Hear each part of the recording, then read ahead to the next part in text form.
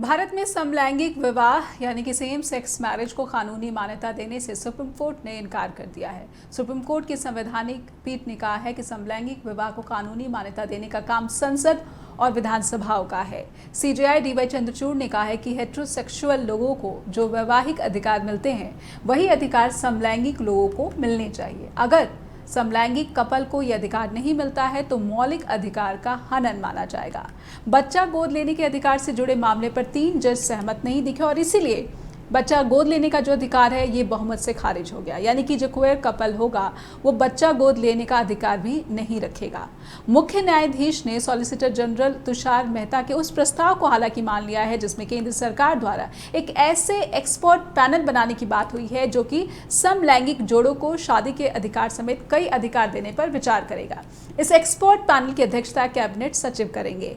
कुल मिलाकर भारत की सर्वोच्च अदालत ने एक ऐसा मिक्स जजमेंट दिया है जिसमें समलैंगिकों के अधिकारों की तो काफ़ी बातें हुई, उनके साथ भेदभाव को गलत बताया गया, लेकिन बावजूद इसके शादी और बच्चा गोद लेने जैसे मौलिक अधिकार से ये वर्ग फिलहाल वंचित रहने वाला है। उनकी लड़ाई जारी रहने वाली है। नमस्कार, आप देख रहे हैं जस हिंदी टीवी। मेरा नाम है नेहा शुक्ला। स्ट्रेट टॉक के सभी दर्शकों का बहुत बहुत स्वागत करती हूँ। तो क्या सुप्रीम कोर्ट से निराशा हाथ लगी? और ऐसे कई सवाल हैं जो कि इस फैसले से निकलकर सामने आए हैं। एलजीबीटीक्यू जो कम्युनिटी है उसके सामने कई सवाल अभी भी वैसे ही खड़े हैं और कई निराशा भी है जो इसकी बातें ही हो रही हैं। ये क्या सवाल हैं हम अपने दर्शकों के सामने रखना चाहते हैं। सवाल है कि क्या समलैंगिकों के अधिकारों के संरक्षण में सुप्रीम निराशा हाथ लगी है? क्या सरकार की जो एक्सपर्ट कमेटी है ये अधिकारों पर फैसले जल्द कर लेगी? ये भी एक बड़ा प्रश्न है। और एक सवाल ये है कि क्या अलग अलग धर्मों के जो मैरिज एक्ट हैं इनमें बदलाव के लिए भारतीय समाज तैयार दिखता है या फिर बदलाव जो है वो तेज़ी से हो रहे हैं? क्या संसद में इस पर बहस के लिए राजनीतिक इच्छा शक्ति दिखती है? ये भी एक बहुत बड़ा प्रश्न पूछा जाना चाहिए कि आखिर जो अलग अलग पॉलिटिकल पार्टीज़ हैं उनमें इस बात को लेकर क्या बहस दिखती है या फिर कोई चर्चा ही दिखती है? इस तरह की कितनी परिस्थितियां नज़र आती हैं। हमारे साथ बहुत ही प्रबुद्ध पैनल इस पूरी बहस में शामिल होने के लिए जुड़ चुका है। आइए उनका स्ट्रेट टॉक में स्वागत कर लेते हैं। हमारे साथ हैं लीगल एक्टिविस्ट और सीनियर एडवोकेट हैं अजय जग्गा जी। जग्गा जी, बहुत बहुत स्वागत करती हूँ मैं आपका स्ट्रेट टॉक में। और हमारे साथ वेंकटेश दिल्ली से जुड़ चुके हैं जो कि लंबे समय से मुझे लगता है 13-14 सालों से जो है एलजीबीटीक्यू जो कम्युनिटी है उसके अधिकारों की आवाज़ बन रहे हैं। अलग अलग जगहों पर जाकर उनके अधिकारों का समर्थन करते हैं, आवाज़ बुलंद करते हैं। आपका बहुत बहुत स्वागत और आभार भी कि आपने समय निकाला वेंकटेश स्ट्रेट टॉक के लिए।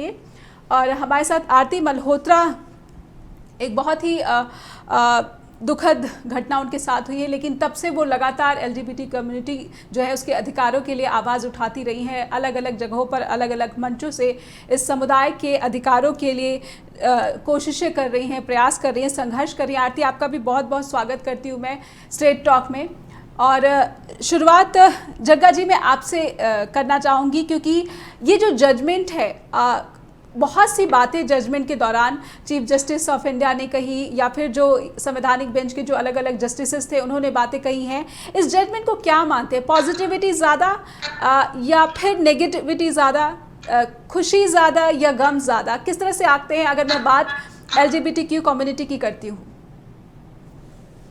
देखिए, सुप्रीम कोर्ट के जजमेंट के बारे में ये कहना कि कौन खुश है कौन नहीं है, इस पर मैं टिप्पणी नहीं करूंगा। बट मैं इस पे जो टेक्निकल एस्पेक्ट है वो ये है कि ये जब आप इसका जो जजमेंट का आप रिव्यू देख रहे हैं सोशल मीडिया पर या न्यूज़पेपर्स में या किसी भी मीडिया पर, तो वो ये दर्शाता है कि ये आज का जो जजमेंट है वो 3:2 की रेशो से है जी।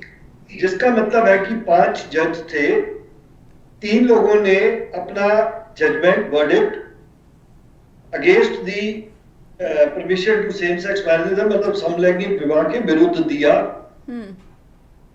और 2 जजेस ने ये कहा कि इनके ऐसे अधिकार होने चाहिए। उन्होंने इसको डिनाई नहीं किया, लेकिन 5 जजेस के एक व्यू ये कॉमन था, जो जहां तक मेरी ऑब्जर्वेशन है, गलत हो सकती है जी, कि आज की तारीख में कानून के अंदर प्रावधान ऐसा नहीं है कि इसको मान्यता, सेम सेक्स मैरिज को मान्यता दी जाए। और इसलिए सरकार को इस पर कदम उठाना चाहिए और इसके बारे में कानून में अमेंडमेंट कह लो, संशोधन कह लो, लाना चाहिए। इन नटशेल ये जो देखो जजमेंट्स होती हैं, इनको आपने देखा होगा कि जजमेंट एक बार नहीं, 2 बार नहीं, 10 बार नहीं, कई बार हम लोग 20-20 बार जजमेंट पढ़ते हैं जी। एक लाइन का कहाँ क्या मतलब निकलता है। तो अभी ये जितनी जल्दी हम डिस्कशन कर रहे हैं, अभी हमने पूरा डिटेल्ड जजमेंट पढ़ा ही नहीं है, लेकिन जो उसका निष्कर्ष है, जो समरी है, जो सिनॉप्सिस है, जो व्यू पॉइंट है, जो मैंने वीडियो जो उनकी सुप्रीम कोर्ट की वीडियो देखी मैंने लाइव, और उसमें सीजीआई के व्यू पॉइंट मैंने सुने, तो उसमें ऐसा है कि 2 जजेस ने एलजीबीटी के जो भी राइट्स हैं उनका जिक्र किया है, उनके बारे में ऐसा होना चाहिए, इनको मानना चाहिए, इसका भी जिक्र किया है। और बाकी 3 जजों ने तो खैर पूरा डाइसेंटिंग है, उन्होंने तो इस पर एग्री नहीं करा, ना इसके बारे में बोला, लेकिन सीजेआई ने और दूसरे जज ने इनके फेवर में बोला है। लेकिन इशू ये है कि इन पांचों ने एक प्रोविजन पर अपनी सहमति जताई कि जो हिंदुस्तान के अंदर, जिसको ये एसएमए बोल रहे हैं या स्पेशल मैरिज एक्ट बोल रहे हैं या कॉन्स्टिट्यूशन बोल रहे हैं, उनके अंदर इसके बारे में जो पॉजिटिविटी है वो दोनों जजेस ने उसके बारे में जिक्र किया है जी। और उन्होंने यहां तक जिक्र किया है कि संसद को सोचना चाहिए, संसद को ये कॉल, सुप्रीम कोर्ट का काम कानून बनाना नहीं है, सुप्रीम कोर्ट का काम है कानून इम्प्लीमेंट करना। पर जग्गा जी, जहाँ तक मैं बहुत ही कानून की जानकार नहीं हूँ, मेरी समझ उतनी ज़्यादा नहीं है, लेकिन जहाँ तक बात संवैधानिक पीठ की आती है, संविधान की पीठ क्या है, संविधान की मूल भावना को समझने की बात आती है, तो कहीं ना कहीं जो सुप्रीम कोर्ट की जो कॉन्स्टिट्यूशनल बेंच है उससे सबसे ज़्यादा उम्मीद लगाई जाती है। और एक आम नागरिक, भारत का जो एक आम नागरिक है, अगर कॉन्स्टिट्यूशन में दिए गए अपने अधिकार को समझता है तो समानता की बात करता है। मैं वेंकटेश जी के पास जाना चाहूँगी। वेंकटेश जी, क्या सुप्रीम निराशा हाथ लगी है जिस संविधान पीठ से ये उम्मीद की गई थी कि शायद जो मौलिक राइट्स जो एक इंडियन सिटीजन होने के नाते देश के हर नागरिक को मिलने चाहिए, ये समझने में चूक हुई और ये कहीं ना कहीं जो एक आधा अधूरा या फिर एक मिक्स सा जजमेंट दे दिया गया है कि आपकी जो लड़ाई है ये चलती रहेगी, लेकिन आपको ज़्यादा निराश होने की ज़रूरत नहीं है। वेंकटेश। करेक्ट। अगर मैं बताना चाहता हूँ कि हमारे जो 2018 में 370 धारा की डिक्रिमिनलाइजेशन वर्डिक्ट आया था, उसके बाद 5 साल हो गया। ये चीज़ें सिर्फ एक टाइम तो लगता है, ये तो हमें मानना है। कहीं ना कहीं मैं पर्सनली अगर बोलूँ तो मुझे मैं उसमें ही था कि ये इतना जल्दी होने नहीं वाला है, बट अगेन इसकी बहुत एक इम्पोर्टेंस है मैरिज। बट जो कोर्ट का जो वर्डिक्ट आया था, where they have said that the marriage is not fundamental and we can't amend laws and we can't change laws. So at the end of the day फिर हम किसके पास जाएंगे? हम एज ए सिटीजन, अगर हमें fundamental right marriage की नहीं मिलती है, वो बोलते हैं ये फंडामेंटल राइट नहीं है, और we can't, the court is not the institution to change और amend the laws, then who is the concerned person who a citizen should approach? That's the first thing. Second, हमारे इसमें जो आए थे, जैसे अभी जग्गा जी ने बताया कि 3:2 में जो हमारे ये पहले हम सीजीआई हमारे चंद्रचूड़ जी ने और कौशल जी ने जो वर्डिक्ट दिया था, उसके बाद जस्टिस नरसिम्हा और भट्ट जी और तीनों ने जो उसको अगेंस्ट में थे। तो कहीं ना कहीं ये बहुत निराश की दिन है आज हमारे। It's a black day for the community. बहुत सारे लोग जो होप्स लेके आज बैठे थे, शायद बहुत सारी चीजें उसके लिए होप्स, आज शायद वो उनका बहुत सपने जो थे बहुत कब तक, बहुत सारे जो ऐसे कपल है जो उम्मीद लगाकर बैठे होंगे। आरती, का सबसे पहले मैं समझना चाहूँगी कि आपकी मनोस्थिति क्या है जब इस तरह की कुछ सुप्रीम डिसीजन सामने आते हैं, तो फिर आप जैसे जो लोग जो लगातार इस कम्युनिटी को हक दिलाने के लिए संघर्ष कर रहे हैं, उनके मन में कितनी बड़ी निराशा इससे पैदा होती है, या फिर ऐसा लगता है कि जो संघर्ष है क्या ये दशकों तक खिंचता जाएगा? क्योंकि भारतीय समाज में भी कई ऐसे जो धार्मिक गुरु हैं उनके भी स्टेटमेंट्स आ रहे थे जो मैं देख रही थी, तो बहुत ज़्यादा एक ऐसा है कि वो स्वागत जिस तरीके से कर रहे हैं, कहीं ना कहीं ऐसा लग रहा है कि सामाजिक जो लड़ाई है वो और लंबी होती नजर आ रही है। आरती जी। ये बिल्कुल सही है कि सामाजिक लड़ाई और भी बड़ी होती जा रही है, बहुत सारे बच्चे, बहुत सारे यंगस्टर, फ्यूचर जनरेशन हमारी इस वर्डिक्ट पर, इस जजमेंट पर बहुत सारी उम्मीदें लगा करके बैठी थी। और जब से मेरे बच्चे का केस आया था आरवी का, वो भी एक कम्युनिटी से ही बिलोंग करता था और कई ऐसे ही कारणों की वजह से उसको सुसाइड करना पड़ा 15वें फ्लोर से जंप कर करके। और ऐसे बहुत सारे केसेस हैं जो कि छुपे रह जाते हैं, दबे रह जाते हैं। और कहीं ना कहीं मैं एक अकेली सिंगल मदर होकर के लड़ रही हूँ, शायद से मुझ पे पारिवारिक दबाव नहीं है, कुछ नहीं है, पर ऐसे बहुत बच्चे अभी जो जिंदगी जीने की उम्मीद रखते हैं, उनको हमारे लॉ, हमारे सिस्टम से बहुत सारी उम्मीदें हैं, जो कि वो उम्मीदें कैसे बनेंगी? हम सिस्टम को समझेंगे, हम लॉफुली उसको समझेंगे तभी तो। अब ये बात है पार्लियामेंट तक चली गई है, तो कितना इजीली सबने अपना पल्ला झाड़ दिया। अब ये क्या पॉलिटिकल मुद्दा बन के रह जाएगा?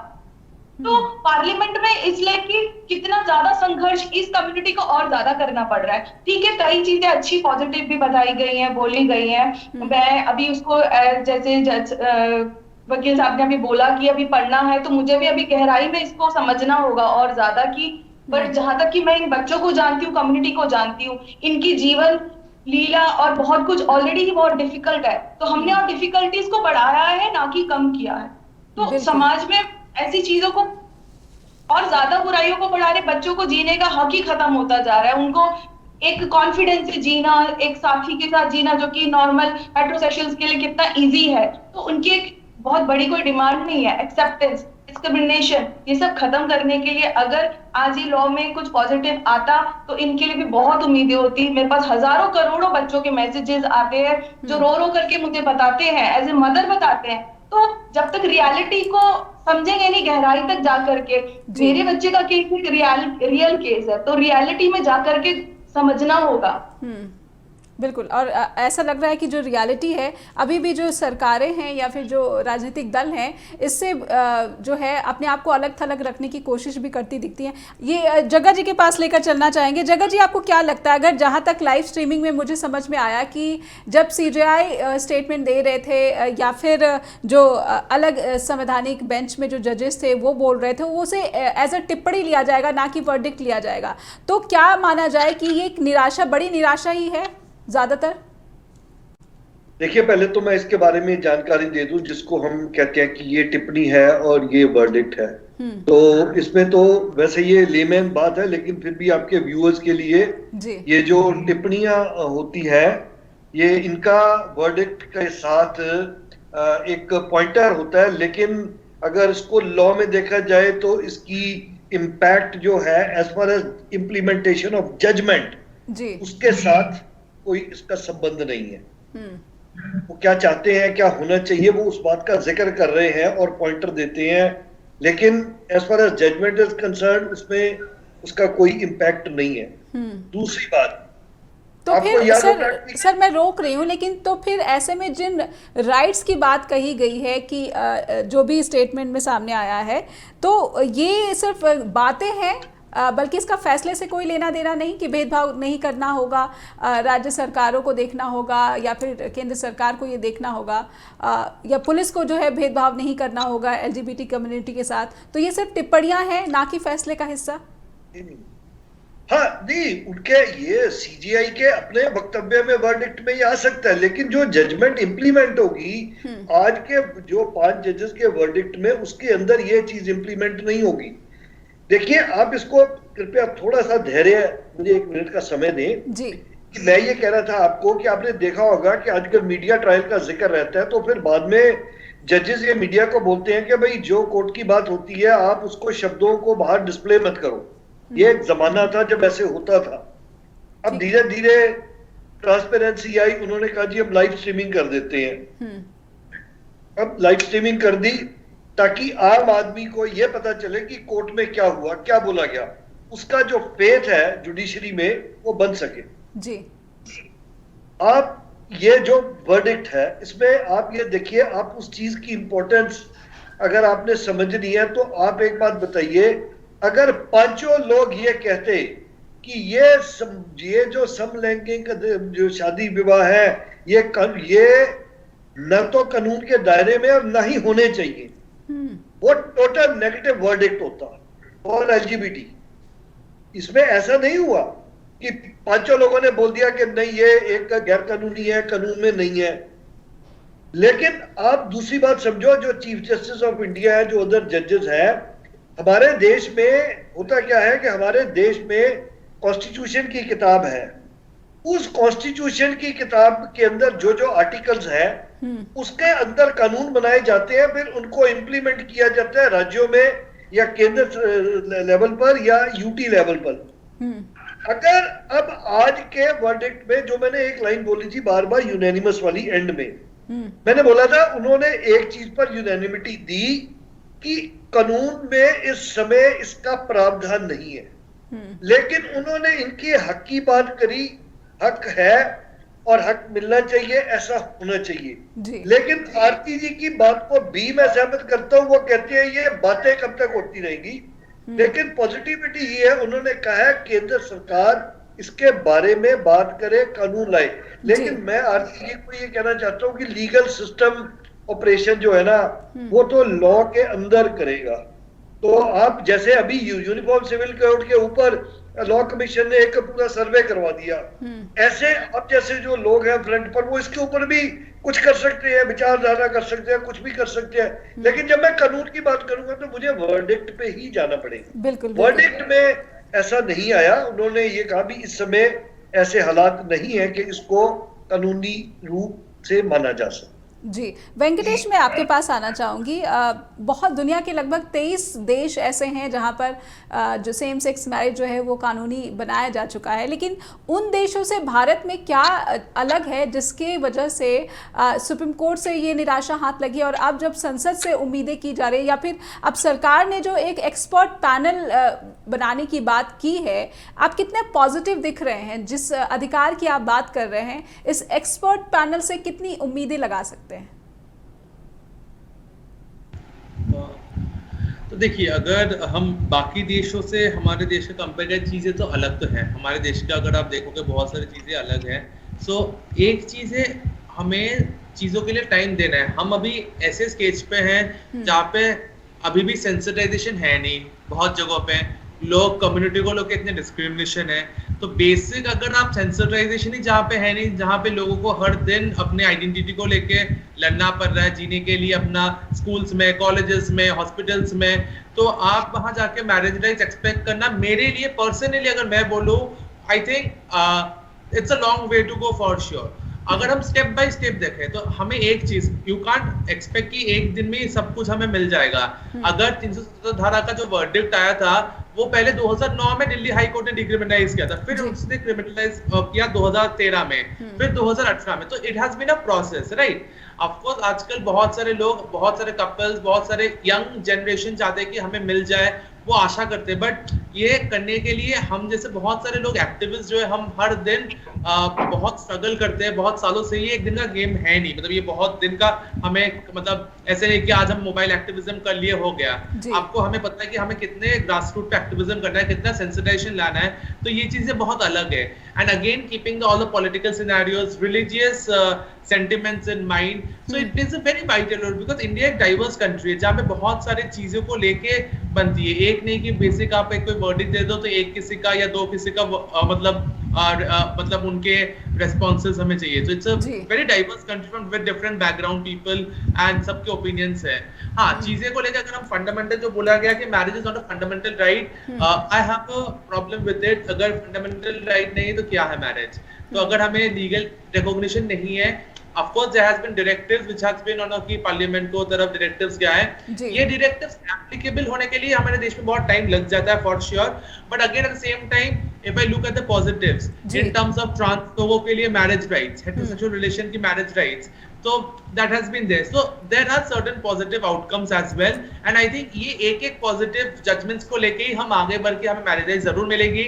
हमें आशा करना है और हमें वो होप के साथ जीना है कि ये आज हमारे दिन का आखिरी दिन नहीं रहा। It's always there. We have to keep on fighting and struggling, and that will lead us to get our rights. Aarti ji, Supreme Court में जिस तरह से ये वर्डिक्ट सामने आया है और जिस तरह की टिप्पणी बढ़िया माननीय जजों ने की है। और वेंकटेश जी कह रहे हैं कि काफ़ी उम्मीद बढ़ी है, आशा जो है काफ़ी बढ़ी है। और एक जो बदलाव भारतीय समाज में अगर मैं कहूँ कि ये आया है कि अब स्वीकार्यता भी बढ़ी है शायद पहले से।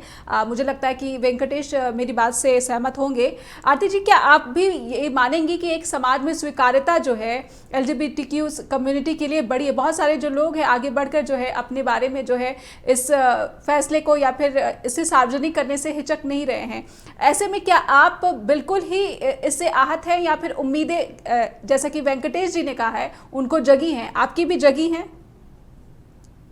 देखिए, कई बहुत गरिमा गृह की बात की गई है, वो एग्जैक्टली में खुलेंगे कि नहीं खुलेंगे, और खुलेंगे तो उसको कितना सपोर्ट मिलेगा दुनिया में। तो अभी भी जो गरिमा गृह में है, कितने स्ट्रगल सच में चल रहे हैं, नहीं चल रहे हैं, उसको ओवरलुक कौन कर रहा है, उसको देख कौन रहा है? ठीक है। और LGBT वर्ग को जितने भी सरकार कहती है या गवर्नमेंट कहती है या लॉ बन चुके हैं या थोड़े बहुत हुए हैं, स्कूल कॉलेजेस में अगर बुलिंग के ऊपर इनको लेकर के जो चिढ़ाया जाता है, जो समझ नहीं है, टीचर्स तक हरास करते हैं, टीचर्स तक बुली करते हैं, प्रिंसिपल्स तक बुली करते हैं। मैं खुद अपने एक बच्चे का केस फाइट कर रही हूँ, इसी वजह से मेरे बच्चे ने सुसाइड, ये चीज हुई, मैंने खोना पड़ा अपने बच्चे को। तो ऐसे बहुत सारे बच्चे, ये वर्ग के, कम्युनिटी वर्क के, अब मैं थोड़ा इमोशनल पार्ट को जरूर डिस्कस करूंगी क्योंकि ये केस ये एक एरिया, ये कम्युनिटी सेंसिटिविटी बहुत ज्यादा है इनके अंदर। क्योंकि मैं बताती हूँ, मैं इनको फील करती हूँ क्योंकि मैं ऐसे बहुत सारे बच्चों से, कम्युनिटी से जुड़ चुकी हूँ, बहुत बातें जानती हूँ, बहुत इनके एक्चुअल स्ट्रगल्स जानती हूँ। तो हम जितना भी बातें करते हैं पर्दे के पीछे और रियलिटी में, उनके साथ बैठ करके अगर सरकार के कुछ लोग समझे, इनके पास जा जाके इनसे मिले, ग्रुप्स में जा जा करके मिले, रियलिटी में इनके साथ बैठे, तो सच में जिंदगी की सच्चाई पता चलेगी कि क्यों ये लोग अभी भी स्ट्रगल ही कर रहे हैं। एजुकेशन सिस्टम की आप बात करते हैं तो वहां पर आज भी हम लोगों को स्ट्रगल करना पड़ता है सेंसिटाइजेशन के लिए। एक रिस्ट्रिक्ट कर दिया गया है। सपोज अगर ये कहते हैं कि आज भी सेंसिटाइजेशन हो रहा है, जी कर रहे हैं, बहुत लिमिटेड स्कूल्स कर रहे हैं, कौन चेक कर रहा है कि सेंसिटाइजेशन हो रहा है? कोई चेक नहीं कर रहा है। बहुत सारे टैलेंट्स को इंडिया छोड़ के जाना पड़ता है जस्ट बिकॉज यहाँ पर इक्वल राइट्स नहीं है, इक्वालिटी नहीं है, इस तरीके से ट्रीट नहीं किया जाता है। तो अभी बहुत सारे चेंजेस लाने की जरूरत है, ऐसा नहीं है बहुत कुछ हो गया है, पर यही छोटे छोटे स्टेप्स अगर हम पॉजिटिव देते जाएंगे, लॉफुली कुछ सिस्टम बनाए। अब जैसे टीम बनाई गई है, वो टीम कैसे काम करती है, CJ जी ने बनाई है, तो उनको लुक आफ्टर करने वाला कौन है? कुछ ऐसे केसेस, कुछ ऐसे पेरेंट्स ऑलरेडी स्ट्रगल कर रहे हैं, बहुत सारे पेरेंट्स ऐसे हैं, पेरेंट्स के ग्रुप्स ऐसे हैं, LGBT कम्युनिटी के पेरेंट्स के ग्रुप्स हैं। आप उनसे रियलिटी पूछिए कि उनके बच्चों को जिंदगी में सच में क्या क्या सफर करना पड़ता है। बिल्कुल, एक सामाजिक जो है एक सामाजिक जो प्रेशर है, दबाव जो है, वो इसलिए भी इससे गुजरना पड़ता है, दो चार होना पड़ता है, क्योंकि शादी एक ऐसा इंस्टीट्यूशन माना गया है जिसे बहुत ही सम्मान की नज़र से, भारतीय परंपरा में से बहुत ऊंचे दर्जे पर जो मान्यता मिली हुई है। अजय जग्गा जी, मैं समझना चाहूँगी कि जब भारतीय समाज की बात आती है, जब भारतीय समाज की परिकल्पना की बात आती है, तो हम कहते हैं विविधता वाला देश है। ऐसे विविधता वाला देश, और जैसे आरती जी ने कहा कि ऐसे कपल को भारत छोड़कर जाना पड़ता है, और जैसे वेंकटेश ने कहा कि फंडामेंटल राइट कैसे नहीं है एक विवाह, तो इसे लीगली भी जो इस समुदाय से आवाज़ उठाने वाले लोग हैं वो लीगली भी इसको चैलेंज करते हैं। क्या कितनी आपको दमदार ये तर्क लगते हैं, या फिर इसे किस तरह से कोर्ट ने जो वर्डिक्ट दी या फिर जो स्टेटमेंट्स आई, कितना आप इसको जो है बड़ा तर्क मानते हैं? देखिए, एक तो ऐसा है कि आरती जी ने बात करी गरिमा गृह की, ठीक है, आपके लिसनर्स को शायद गरिमा गृह के बारे में जानकारी नहीं होगी। तो गरिमा गृह बेसिकली ट्रांसजेंडर राइट्स के ऊपर ही है। और अगर आप देखें 2019 में जो transgender protection of rights act 2019 आया इंडिया में, उसमें ठीक है शादी का प्रावधान नहीं है, लेकिन जो राइट्स ऑफ ट्रांसजेंडर है उसके बारे में आरती जी सहमत होगी, उसमें जिक्र किया गया है। और अगर वो एक्ट आया तो सारी संसद ने उसके ऊपर चर्चा करके उनके अधिकारों का जिक्र किया और उसमें गरिमा गृह तक बात गई जी। अब प्रश्न अब उन्होंने जो उठाया है वो बहुत वाजिब है कि गरिमा गृह में क्या हो रहा है। लेकिन मैं आरती जी को ये भी कहना चाहता हूँ कि ये खाली गर्मा गृह का मुद्दा नहीं है। अभी चंडीगढ़ में मेरे एक इशू आया senior citizen old age homes का, कि लोग बच्चे बाहर जा रहे हैं, माँ बाप को देखने वाला कोई नहीं है, ओल्ड एज होम्स बने हैं मगर वहां पर सारा का सारा प्रावधान समान नहीं है। इसी तरह ये हाल है गरिमा गृह का। तो अब आरती जी जैसे इससे वाकिफ है, आरती जी को कहना चाहिए जी आप गरिमा गृह का ऑडिट करवा दो, सेफ्टी ऑडिट करवा दो, व्हाटएवर। उससे जो उनके राइट्स भारत सरकार ने संसद ने दिए हैं एटलीस्ट उसके बारे में कहीं कमी या डिसइल्यूजनमेंट नहीं होनी चाहिए। रही बात शादी की, मैं मानता हूं एक ये पॉइंट है, लेकिन देखिए जैसे मैं पहले आपको कह रहा था, मुझे जो भी काम करना है मुझे संविधान के अंदर करना है। कल को अगर पार्लियामेंट के अंदर ये आज आरती जी जो बात कर रही है, कल को ये पार्लियामेंट में जाती है, पार्लियामेंटेरियन इससे सहमत होते हैं, बनते हैं, क्या होगा उसके बारे में मैं नहीं कह सकता।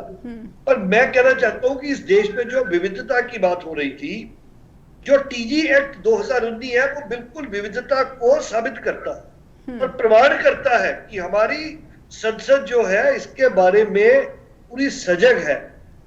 ट्रांसजेंडर के हिसाब से जितना सजग इमोशनली होना चाहिए वो आरती जी का पक्ष ठीक हो सकता है कि उतनी सजगता सेंसिटिविटी उसमें नहीं है जी। लेकिन भारत के अंदर, भारत एक ऐसा देश है जिसने हर विविधता को अपने बीच में बनाकर रखा है और ट्रांसजेंडर के ऊपर अब पूरे देश में इसके ऊपर आप कहीं गवर्नमेंट बिल्डिंग में जाते हैं, हमारी कोर्ट्स में जाते हैं, एक रूल आ गया, हमने उसको गवर्नमेंट को बोला कि ये ट्रांसजेंडर वॉशरूम चाहिए, ट्रांसजेंडर के का जो उनका आई मीन बेसिकली जो फैसिलिटीज है उनके लिए वो सेपरेट होनी चाहिए and government has done it. तो सरकार कर रही है, ठीक है, जितना आरती जी कह रही है जितना उनके हिसाब से होना चाहिए वो नहीं हुआ, बट फिर भी देश हमारा इनके राइट्स के बारे में सजग है। पहले कई इनकम टैक्स के फॉर्म्स होते थे, उसमें मेल फीमेल आता था, उसमें थर्ड जेंडर था ही नहीं। मैंने तो ये देखा, लेकिन अब वो धीरे धीरे जो डिस्पैरिटीज थी या जो असमानता थी वो उसमें से जा रही है। तो ये हमारे देश का एक बहुत बड़ा पॉजिटिव पॉइंट है कि हम इनके बारे में सजग है, काम चल रहा है जी। स्पेशल मैरिज एक्ट का मैं यहाँ पर जिक्र करना चाहूँगी जग्गा जी। मैं चाहती हूँ कि आप थोड़ा संक्षेप में बताएं ताकि मैं वेंकटेश जी से भी एक सवाल ले लूँ। स्पेशल मैरिज एक्ट पर जो सुप्रीम कोर्ट की टिप्पणी आई कि हम इसमें एक शब्द खुद से जो है इंक्लूड नहीं कर सकते, लेकिन अगर हम संविधान को सही तरीके से समझे, जब हम बात समानता की करते हैं, भारतीय परंपरा की करते हैं, विविधता की करते हैं, विविधता में क्या ये एक विविध जो एस्पेक्ट है, एक डिफरेंट जो एस्पेक्ट है, क्या हम इसको इंक्लूड नहीं कर पाते? अगर मैं गलत हूँ भारतीय संविधान को समझ पाने में, तो आपकी क्या टिप्पणी होगी? नहीं, मैं आपको एक बात बताता हूँ। ऐसा नहीं है, मैं कह रहा हूँ कि मैं सबके व्यूज का आदर करता हूं, सबके व्यूज का सम्मान करता हूं, लेकिन मैं कहता हूं जो संविधान के अंदर, अगर आप संविधान की बात करती हैं तो हमारे प्रियम्बल में जैसे सेकुलर शब्द है जो 1976 में लाया गया। अब आप हिसाब लगाओ, एक शब्द, दो शब्द हम लाए, सेकुलर ले आए, उस पर अभी भी चर्चा चल रही है। अब उस पर एक वर्ग ये कहने लग गया कि जी जो प्रियम्बल है, जो प्रस्तावना है संविधान की, वो तो अमेंड हो ही नहीं सकती। हालांकि वो हो गई 76 में, लेकिन उसमें ये व्यू पॉइंट आने लग गया, अब उसके ऊपर आर्गुमेंट चलने लग गई। यूनिफॉर्म सिविल कोड देखने में सबको बड़ा अच्छा लगता है कि जी ये क्या है, समान विधान। तो अगर हम संविधान का संधि विच्छेद करते हैं तो दो शब्द है, समान और विधान, तो वो कहता है भी सब लोगों के लिए समान विधान है। मैं बैठा हूं, नेहा जी बैठी है, आरती जी बैठी है, अगर हम कहेंगे कि सबके लिए कानून एक होना चाहिए, सुनने में बहुत अच्छा लगता है, लेकिन आप देखो उसके ऊपर कितनी सारी आई मीन प्रॉब्लम्स हैं। तो मेरे कहने का मतलब है, लॉ में जो कोर्ट ने कहा कि ये शब्द एसएमए स्पेशल मैरिज एक्ट में लाने चाहिए, वो बिल्कुल ठीक है। जब सरकार इस मुद्दे पर दलील पेश कर रही थी तो कहीं ना कहीं कहना था कि जो सामाजिक कानूनी विषय हैं इस पर सिर्फ संसद बहस कर सकती है। जब इस तरह की बातें सरकार की तरफ से निकल कर आती हैं तो फिर ये उम्मीद लगाई जाती है कि संसद बहस करेगी तो कब करेगी। लेकिन इस तरह की जब टिप्पणियां सामने आ जाती हैं और कोर्ट में ये सरकार कहती है कि संसद बहस करेगी, उसका ये जो दायरा है, कार्य क्षेत्र है, तो फिर ऐसा लगता है कि शायद बहुत जल्द ऐसा होने वाला है। मैं समझूंगी, लेकिन साथ ही एक बात ये भी जोड़ना चाहूँगी कि जिस तरह से कोर्ट ने भी ये माना कि सिर्फ एक कानून में बदलाव से नहीं होगा, इससे जुड़े जो तमाम अन्य कानून हैं, चाहे वो बच्चा गोद लेने के कानून है, उत्तराधिकारी के कानून है, तलाक लेने के कानून है, या फिर गुजारा भत्ता वाले जो कानून है, ये सब इससे जुड़े हुए हैं। यानी जो पेचीदगी है इस समलैंगिक विवाह से जुड़ी हुई वो बहुत ज़्यादा है और समय काफ़ी लग सकता है इससे। बहुत सारे लॉज हैं जो इंटरकनेक्टेड हैं, बट अगर हमें चेंज लाना है तो एक तो कहीं ना कहीं शुरुआत होनी चाहिए। अगर हम ये डायरेक्टिव अभी 370 धारा के बाद बहुत सारे डायरेक्शंस गाइडलाइंस आए पर वो कितने एप्लीकेबल हो रहे हैं। जैसे जग्गा जी बता रहे हैं कि अभी वो ट्रांसजेंडर टॉयलेट्स कुछ कोर्ट्स में चालू हुए हैं, बट आज के दिन में भी बैठ के ट्रांस लोगों को ऑलमोस्ट 10 साल हो चुका है। 2014 में नालसा जजमेंट है, आज 2023 में अभी भी बहुत जगहों पे ट्रांसजेंडर्स को अपने आइडेंटिटी से वो फॉर्म फिलअप नहीं कर सकते। कुछ जगह पे आई है, मैं ये मना नहीं कर रहा हूँ, बट 10 साल हो गए आज के दिन में बहुत सारे। मैं कुछ जगह पे रिसेंटली गया था जहाँ पे आज के दिन में भी आपको सिर्फ मेल और फीमेल आइडेंटिटी पे ट्रैवल करना पड़ता है, मेल और फीमेल आइडेंटिटी में आपको फॉर्म्स फिलअप करना पड़ता है। तो ये 10 साल अगर वर्डिक्ट आने के बाद भी ये चीज हो रही है तो हमारे इधर लॉस पास हो जाते हैं, कहीं ना कहीं लॉस तो पास हो जाते हैं। इम्प्लीमेंटेशन की जब बारी आती है, इम्प्लीमेंटेशन होना बहुत टाइम लग जाता है और ये एक दिन की बात नहीं है। सेंसिटाइजेशन बहुत चाहिए। अगर हम ये वाला जो सीजीआई अगर जो डायरेक्टिव्स भी पार्लियामेंट की तरफ गई हुई है तो इसमें भी it will take time because it has a lot of people from different backgrounds. तो अगर आज मैं सुन रहा था कुछ after pre post the verdict, बहुत सारे आफ्टर सीन्स जो मेरे वहां पे मेरे बहुत सारे एक्टिविस्ट दोस्त लोग वहां सुप्रीम कोर्ट में मौजूद थे, तो I was hearing the media bytes of a lot of other chief advocates and all. तो कहीं ना कहीं लगता है अभी भी होमोफोबिया बहुत ज्यादा एग्जिस्ट करती है। Of course everyone has their own stand, but the way of approach आज इस वर्डिक्ट के बाद कहीं ना कहीं बहुत सारे मीम्स बनेंगे। मैं ये बहुत होता है कि अगर एक कम्युनिटी को आप जब सप्रेस करते हो तो बहुत सारे लोग आते हैं, मीम्स बनाते हैं। उनकी आज बहुत सारे मीडिया रिपोर्ट्स भी बहुत सेंसिटाइज नहीं है। तो कहीं ना कहीं एक सबसे इंपॉर्टेंट मुद्दा है कि हमें सेंसिटाइजेशन बहुत इंपॉर्टेंट करना है। अगर हम जो गवर्नमेंट अगर ये वर्डिक्ट जो बोली थी कि हर स्टेट और गवर्नमेंट्स को they have to protect the rights of queer citizens, so अगर एक्चुअली एप्लीकेबल हो सही से and if that helps out, ये प्रोग्रेस टाइम लगेगा। मैं शायद 2030 में भी ये वर्डिक्ट आ जाए तो मेरे लिए बहुत ज्यादा बड़ी बात है। ये शायद मेरे लिए अभी लिए उतना इंपॉर्टेंट नहीं है, बट बहुत ऐसे लोग हैं, शायद मैं नहीं हूं बट बहुत सारे करोड़ों लोग हैं जो इस वर्डिक्ट के लिए आज के दिन में वो बहुत इंतजार कर रहे थे। बट कहीं ना कहीं we have to give some time. ये अगर हमारे आज के दिन में हम निराश होकर हम बैठ जाते हैं तो ये जंग तो जाएगी नहीं। अगर आज देखें 10 साल पहले जो कम्युनिटी में था जिसको पता नहीं था गे क्या है, लेस्बियन क्या है, आज के दिन में एटलीस्ट लोग बात कर रहे हैं। एटलीस्ट आज ये मुद्दा एपेक्स कोर्ट तक पहुंची है। ये बहुत बड़ी बात है कि आज कोर्ट पे ये बात हो रही है। आज chief justice of India Chandrachud ji ने बहुत सारे ऐसे लीडिंग वर्डिक्ट जजमेंट्स दिए जो कम्युनिटी के फेवर में है। तो कहीं ना कहीं एपेक्स कोर्ट तक पहुंचना, ये मुद्दा बात होनी, एक पूरे मीडिया में आज हम जो इधर कवरेज भी हो रही है, ये 10 साल पहले कहाँ था कवरेज, जैसे 10-12 साल पहले। So things are happening, it takes time, the changes are happening and I at least will end up with saying on a very positive note that I am hopeful कहीं ना कहीं आज नहीं तो कुछ साल बाद जरूर आएगा। and I would यानी इससे टेक अवे जो है इस जजमेंट से काफ़ी कुछ टेक अवेज है जो हम आगे ले जाके इस लड़ाई को जो है और पॉजिटिव डायरेक्शन में ले जाने में मदद देगी, आपका ये कहना है शायद? Certainly। तो हम पॉजिटिव्स को देखेंगे। अगर जैसे 2018 में जब वर्डिक्ट आया था उसके पहले 2017 में राइट टू प्राइवेसी वाला जजमेंट भी आया था। सो कहीं ना कहीं these are all interrelated somewhere. So today's verdict somewhere again brings a hope. There is a lot of disappointment, मैं उसको डिसएग्री नहीं करता हूं, but again there is a sort of again hope कि with this judgements at least we will keep fighting and people. आज हम mobile activism बंद करके हम ग्रासरूट पे आके काम करेंगे जरूर, और ये होप आशा के साथ कि हमें राइट्स मिले। शायद बहुत टाइम ना लगे, बस यही विनती मैं करूंगा हमारे ऑफिशियल से, हमारे गवर्नमेंट से कि हम और कितना दिन और कितने साल, शायद 1 साल 2 साल, but it shouldn't be so long lasting कि हमारे जैसे जनरेशन, एक जनरेशन ही बीत जाए इसके लिए वेट करते करते और इम्प्लीमेंटेशन होते होते लॉस को। लेकिन तो हमारी वेंकटेश, जिस तरह से generation धार्मिक चीजें, धार्मिक मान्यताएं इसके साथ जुड़ी हैं, या फिर धार्मिक गुरुओं के जो स्टेटमेंट आ जाते हैं, ये कहीं ना कहीं इस पूरे मामले को और ज्यादा पेचीदा बनाते हैं और इसीलिए राजनीतिक इच्छा शक्ति इसे देखते हुए कमजोर हो जाती है, आप मानेंगे? सर्टेनली, अगर आप देखें धार्मिक चीजें बहुत सारे रिलेटेड हो जाता है, वहां पे आती है, बट कहीं ना कहीं अगर आप देखो जो धार्मिक वो बहुत religious, but at the end of the day individually चीजें को, अगर वो भी बहुत सारे जो कम्युनिटीज जो उसको अपोज करते हैं, बहुत सारे वैसे कम्युनिटी के लोग भी वहां से ही आते हैं, ऐसे नहीं कि उनके कम्युनिटी में नहीं है जो भी रिलीजन, सब रिलीजन से ही है। So it's not about, again what has been said, it's not about only urban elitism, it's from every caste of the society and social caste, religious backgrounds, everywhere it exists. It's not that only with the elitism background. Aarti ji with the से communities एक line में आरती जी से समाप्त करने की कोशिश करेंगे क्योंकि समय समाप्त हो गया। आरती जी, क्या लगता है कि जब बात धार्मिक मान्यताओं की आती है तो एक लड़ाई जो है, एक जो संघर्ष दिखता है वो और ज़्यादा उलझता हुआ नजर आता है भारतीय परिदृश्य में, अगर मैं समझने की कोशिश करूँ, क्योंकि आप लंबे समय से इन सब बातों को, चिंताओं को जो है सामने रखती आ रही है। धार्मिक मान्यताओं को कितना बड़ा अड़चन आप मानती हैं आरती जी?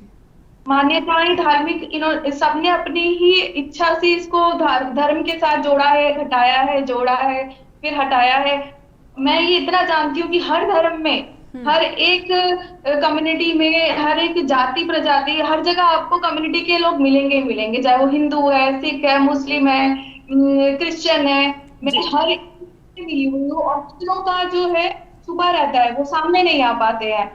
जब वो भी वेट कर रहे होते हैं कि अगर समाज में इसको टोटली, अब जैसे लॉफुली एक्सेप्टेंस मिलती है तो वो खुल के आपसे बात कर पाते हैं। जैसे 377 आया तो इनको हिम्मत मिली, आए, खुले, बातें हुई।